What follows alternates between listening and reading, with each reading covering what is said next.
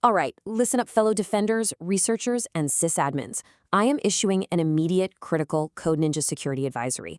We are currently staring down a highly active, highly destructive threat landscape, and the topic of today's explainer is CVE 2026-10520. That's an OS command injection vulnerability targeting Ivanti Sentry. We're going to dive right into this because this disclosure is explicitly meant to give you the immediate mitigation intel you need to force a vendor patch and protect your perimeter.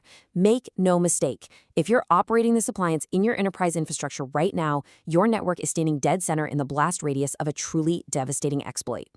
A CVSS score of 10.0. Yeah, you heard that right, a perfect 10. You are looking at the absolute maximum possible severity score. But what does that number actually mean for you out in the field? Well, it translates to a completely unauthenticated root-level remote code execution vulnerability. Think about that. An attacker doesn't need credentials, they don't need any prior access, and they definitely don't need user interaction. If your appliance is exposed to the internet, an adversary can just walk up and execute arbitrary commands as the root user over the network. It is, quite literally, root access handed over on a silver platter. And just look at the timeline here to see how fast this turned into an active crisis. The adversary mobilized insanely fast. On June 9th, 2026, the vulnerability officially hits the National Vulnerability Database. Literally the very next day, June 10th, the CrowdSec network observed the first active exploitation attempts in the wild. Threat actors were already weaponizing it. By June 11th, CISA threw this onto their known exploited vulnerabilities catalog and slapped down a strict June 14th deadline under Binding Operational Directive 2604 for federal agencies to get this mitigated. Guys, that's a window of just days. Days from publication to a mandatory federal lockdown. Okay, quick tactical pivot here. Before we get into the actual technical exploitation mechanics, I need to initiate a mandatory comms check. Look, in a highly active threat environment like this one, your ability to receive real-time, untampered intelligence is honestly just as critical as your firewall can fix. We've got to ensure your perimeter communication links are fully secured and open for continuous updates from us. So, to guarantee you're getting the absolute latest threat intel for this 0 day and the next one's coming down the pipe, hit subscribe on @cybertech79 right now and flip on those real-time intel notifications. Treat this as a standard operational security necessity. And hey, before we move into the deep dive, I need you to hit that like button. In our protocol, doing that serves as your formal acknowledgement, your ACK, that you've received this intel and you're ready to proceed with the briefing. Acknowledgement received. All right. We are moving straight into Phase 3, the Deep Dive Protocol. Section 1, Blast Radius Analysis. Let's break down this edge appliance threat. Before we look at the payload itself, we really need to understand the target architecture. So, Ivanti Sentry, which you might know as the old Mobile Iron Sentry, is an inline gateway. It's designed to manage and secure traffic at the very bleeding edge of your network. And because of where it sits, I want you to think about this quote from CrowdSec's exploitation report. Giving an attacker root access to an edge appliance is like hiring a security guard who leaves the front door key under the doormat. It's totally spot on. Sentry defends access to your core business data. Compromising this specific appliance completely bypasses your external defenses. It gives the attacker a direct, highly elevated foothold to just pivot deeper into your network. So we're not just talking about a single server crashing. We are talking about the precursor to massive data theft, ransomware deployment, or just complete infrastructure takeover. All right, system administrators, I need you to check this blast radius matrix right this second. If you're running Ivanti Sentry versions prior to R10.5.2, versions prior to R10.6.2, or versions prior to R10.7.1, your infrastructure is vulnerable, no exceptions.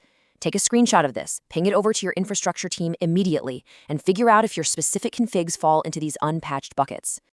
For all my blue teams and threat hunters out there, we're shifting gears into the technical mechanics. Section 2, Technical Exploitation and the Attack Vector. So what's happening under the hood? The root cause of CVE 2026-10520 is classified as CWE 78. That's a classic OS command injection flaw. Let's look at the exact attack vector.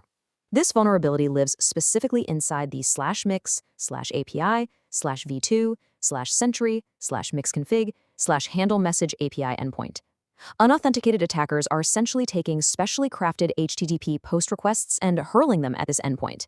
They're injecting malicious OS command payloads straight into a message parameter.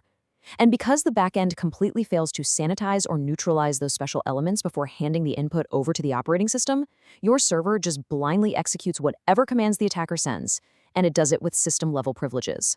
But listen, this is where the threat intelligence requires your absolute undivided attention. We are actively observing a major shift in how adversaries are playing this.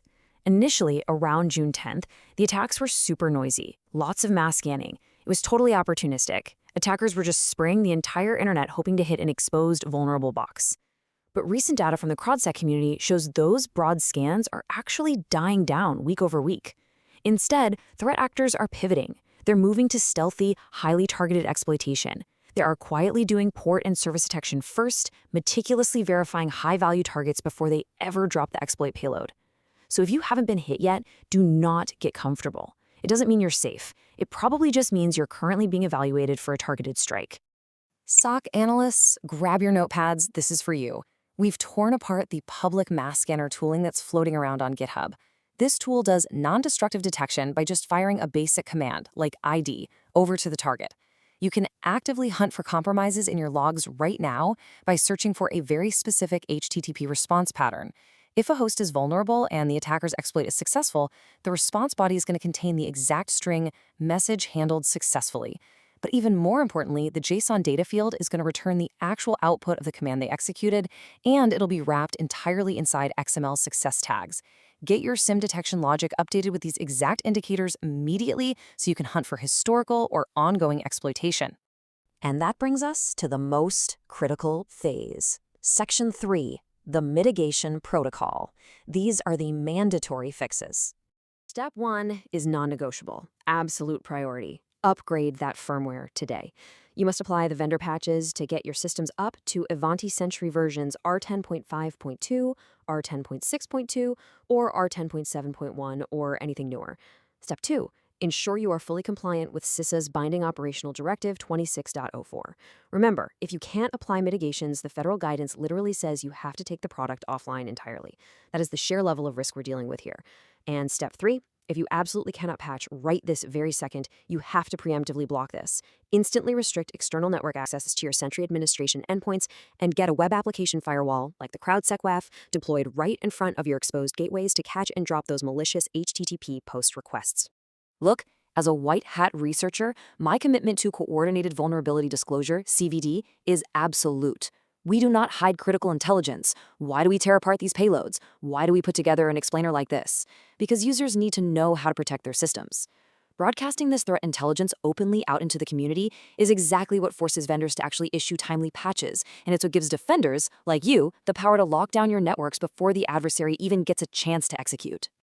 So, I'm going to leave you with this final provocative thought.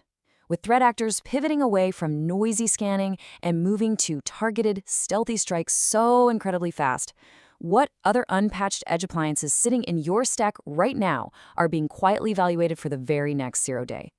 Take the intel from this explainer, execute the mitigation protocol, and go patch your systems today. Stay secure.